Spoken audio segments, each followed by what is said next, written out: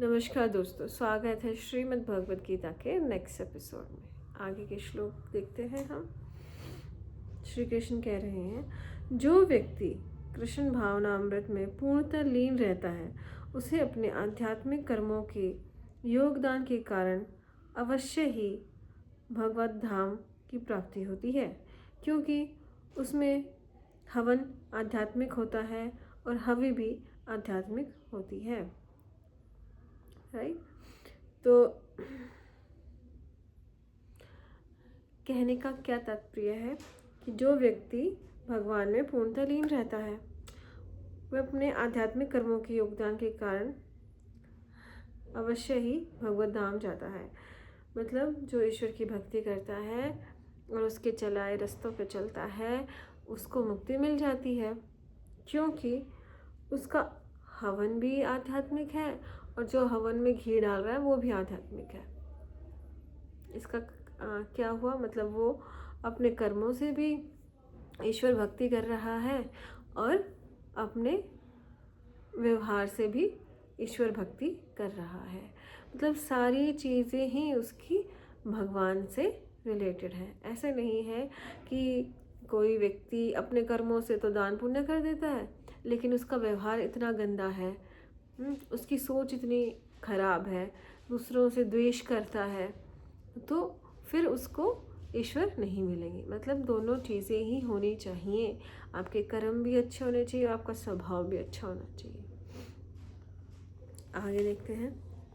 कुछ योगी विभिन्न प्रकार के यज्ञ द्वारा देवताओं की भली भांति पूजा करते हैं और कुछ परम ब्रह्म रूपी अग्नि में आहुति डालते हैं। अब इन्होंने बता दिया कि भाई कुछ लोग तो देवताओं की पूजा करते हैं और कुछ ब्रह्म रूपी अग्नि में आहुति डालते हैं। तो दोनों ही मेरे भक्त हैं। और यहाँ पे देवताओं की पूजा करने का मतलब क्या है कि कुछ लोग क्या है ना, अपनी कामनाओं की पूर्ण करने के लिए ईश्वर की भक्ति करते हैं। राइट। कि किसी को बेटा चाहिए पुत्र प्राप्ति के लिए, किसी को अपने स्वास्थ्य चाहिए होता है कि भगवान मेरा स्वास्थ्य ठीक कर दो, किसी को ये होता है कि हमारे घर में सुख शांति बनी रहे, उसके लिए पूजा करते हैं। कई लोग वर्षा हो जाए भगवान इसलिए भी पूजा करते हैं। तो अलग अलग चीज़ों के लिए ईश्वर से कुछ लोग देवताओं की पूजा करते हैं और कुछ लोग परम ब्रह्म की पूजा करते हैं कि भाई मुझे मुक्ति चाहिए इसलिए ईश्वर की मैं उपासना कर रहा हूँ। तो अलग अलग तरीके से लोग अलग अलग चीज़ों की पूजा करते हैं और उनसे चीज़ें मांगते हैं। देखिए, हम अपना संकल्प पूरा करने के लिए भी भगवान से कई बार प्रार्थना करते हैं कि भाई मेरा संकल्प है कि मेरी सारी जो इच्छाएं हैं, जो कामनाएं हैं, जो अवगुण है वो दूर हो जाए। ये भी एक हमारा संकल्प हो सकता है। इसके लिए भी हम प्रार्थना कर सकते हैं ईश्वर से। ऐसा नहीं है कि हम यही करेंगे कि भगवान मुझे जो डायरेक्ट मोक्ष ही दे दो, उसके लिए मैं प्रार्थना कर रहा हूँ।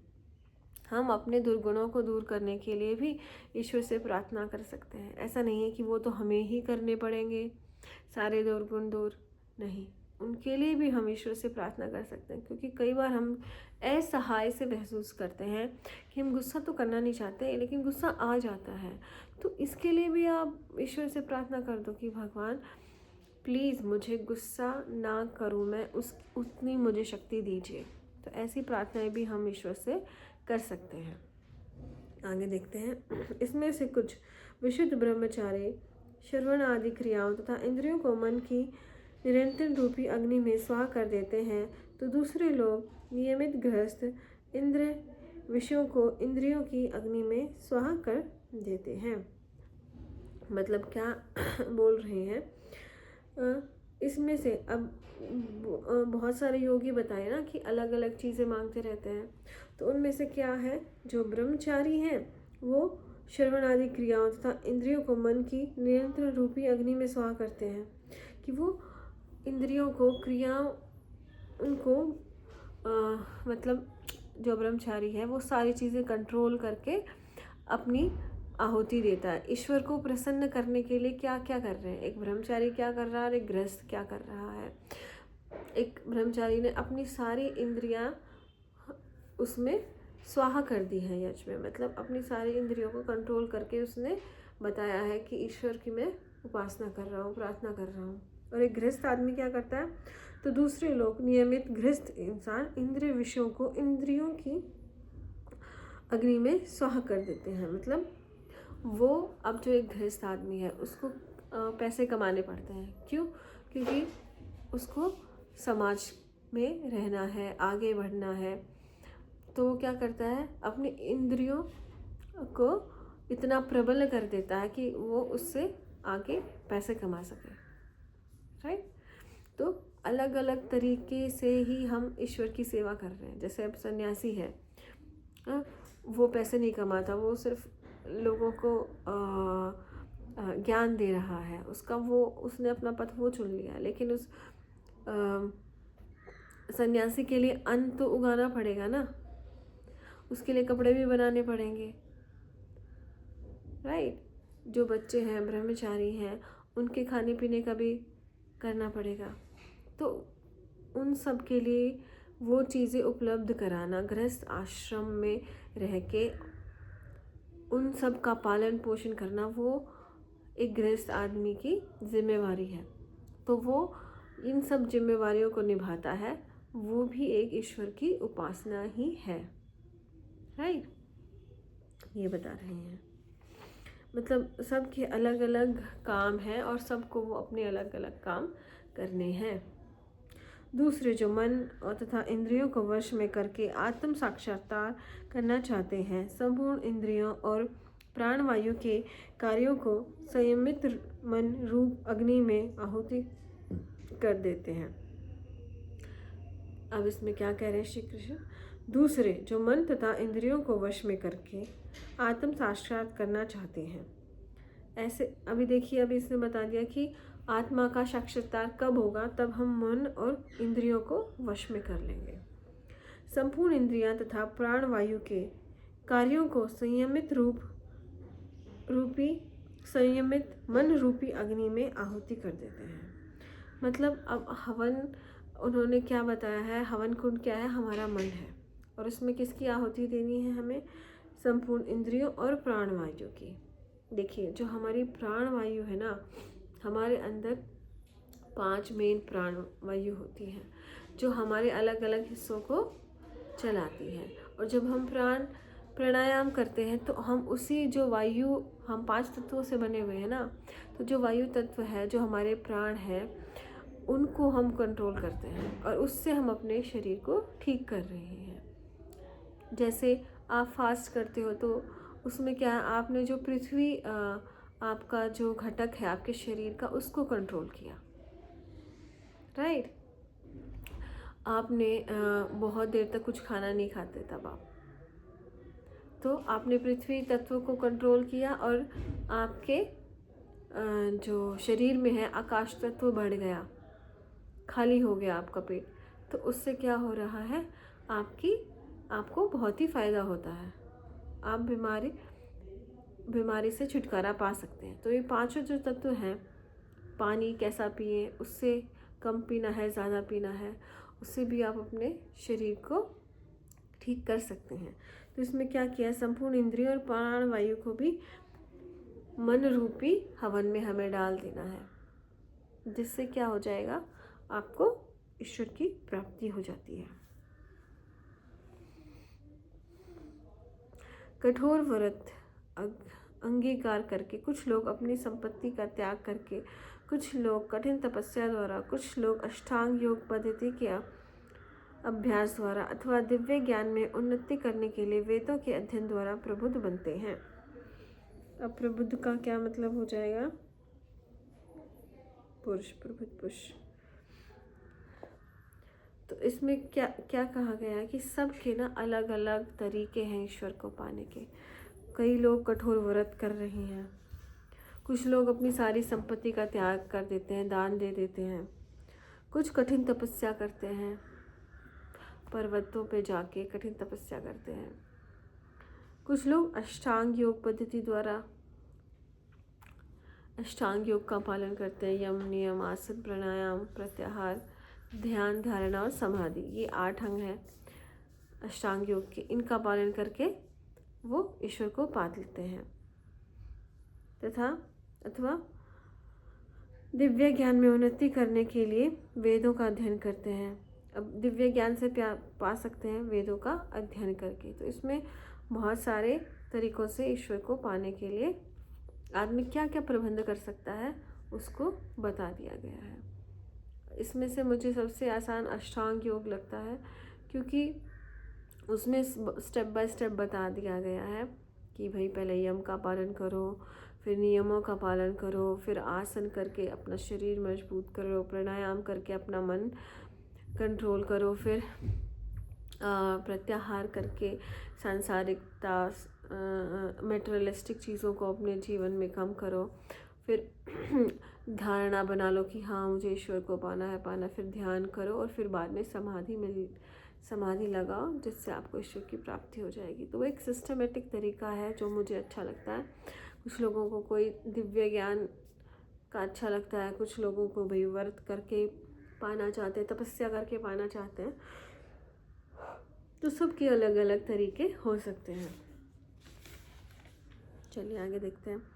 अन्य लोग भी जो समाधि में रहने के लिए श्वास को रोके रहते हैं, प्राणायाम करते हैं, वे अपान में प्राण को और प्राण में अपान को रोकने का अभ्यास करते हैं। ये जो अपान है ये एक प्राण का टाइप है, राइट।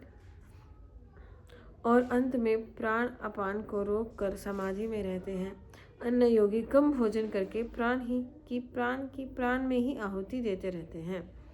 मतलब खाना भी कम कर देते हैं कुछ लोग, कुछ इस तरीके से करते हैं। कुछ लोग प्राणायाम करके समाधि लगाते हैं, कुछ लोग कम खाना खा के समाधि लगा लेते हैं। तो ये ऐसे चलता रहता है।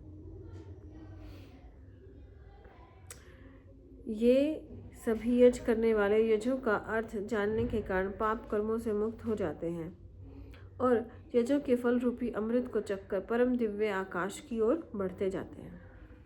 ये सभी यज्ञ करने वाले यज्ञों का अर्थ जानने के कारण पाप कर्मों से मुक्त हो जाते हैं। अर्थात क्या है इसका मीनिंग कि भाई यज्ञ करने से क्या लाभ होगा पता है ना, सब पता सबको है, लेकिन कुछ लोग नहीं करते। क्यों? क्योंकि वो पाना ही नहीं चाहते हैं मुक्ति, तो वो इस चीज़ को इग्नोर कर देते हैं और पाप कर्मों से मुक्त नहीं हो पाते हैं। और यज्ञों के फल रूपी अमृत को चखकर परम दिव्य आकाश की ओर बढ़ते हैं। और जब हम यज्ञ करते रहते हैं तो उसका फल मिलता है, और वो फल क्या? अमृत है। ईश्वर की साथ रहने का वो जो अमृत है उसको चख के और अपने दिव्य आकाश की ओर बढ़ते जाते हैं, अपनी मुक्ति की ओर बढ़ते जाते हैं उस चीज़ के लिए। तो ऐसा है, इसमें यज्ञ बता दिया गया है। पीछे हमने कितने सारे यज्ञ किए कि अपने सारे आहुति कैसे देनी है, आपको इंद्रियों को कंट्रोल करना है, या आपकी इंद्रियों से आपको धन कमाना है, राइट। तो किस तरह से यज्ञ करना है, जैसे भी आप यज्ञ करोगे उसका आपको अमृत फल मिलेगा और वो आपको हासिल करना है। आगे देखते हैं।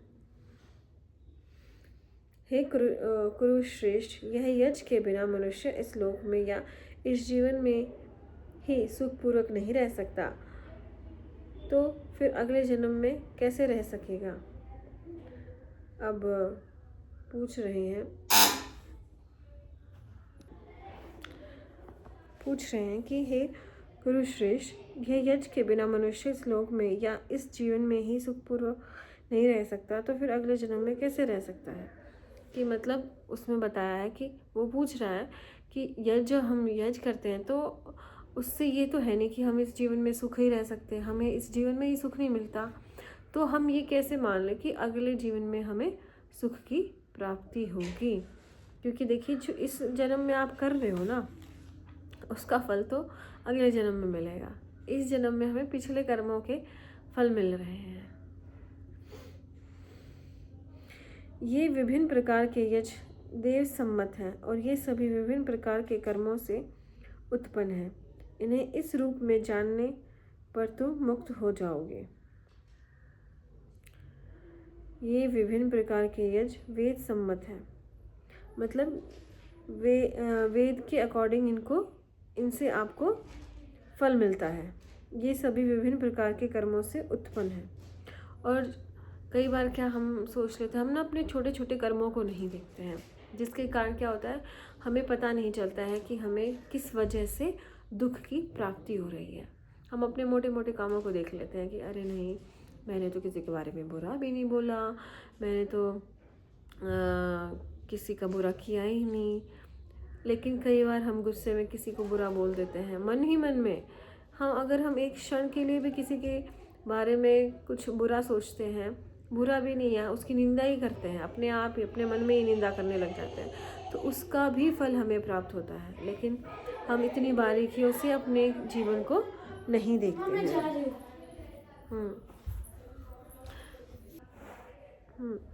तो हमें अपने छोटे छोटे कर्मों पे ध्यान देने लग जाते हैं ना, तो फिर हमें अनंत सुख की प्राप्ति हो जाती है। ऐसा नहीं है कि हमें इस जीवन में सुख की प्राप्ति हो ही नहीं सकती, हम पिछले जन्म के कर्मों का फल भुगतेंगे, वो तो हम भुगते रहे हैं। लेकिन जब हमने दिव्य ज्ञान की प्राप्ति कर ली है, तो हम हर परिस्थिति में सुखी ही रहते हैं, हमें कष्ट महसूस ही नहीं होता है।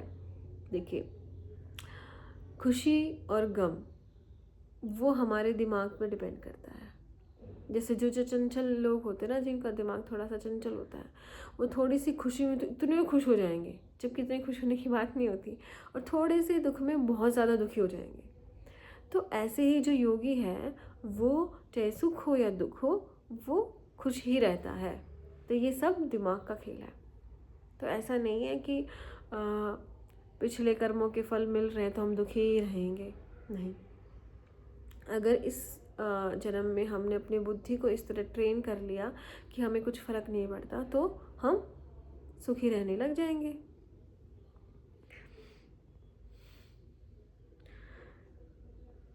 ये सभी विभिन्न प्रकार के कर्मों से उत्पन्न होते हैं, उन्हें इस रूप में जानने पर तुम मुक्त हो जाओगे। इस रूप में जानने का मतलब क्या है कि ये दुख और सुख क्या है, इनका जब रियल मीनिंग आपको पता चल जाएगा, मतलब जब आप एक ही अवस्था में रहने लग जाओगे, आपसे कोई फर्क ही नहीं पड़ेगा, तो आप मुक्त हो जाओगे। हे परम तप, द्रव्य यज्ञ से ज्ञान यज्ञ श्रेष्ठ है।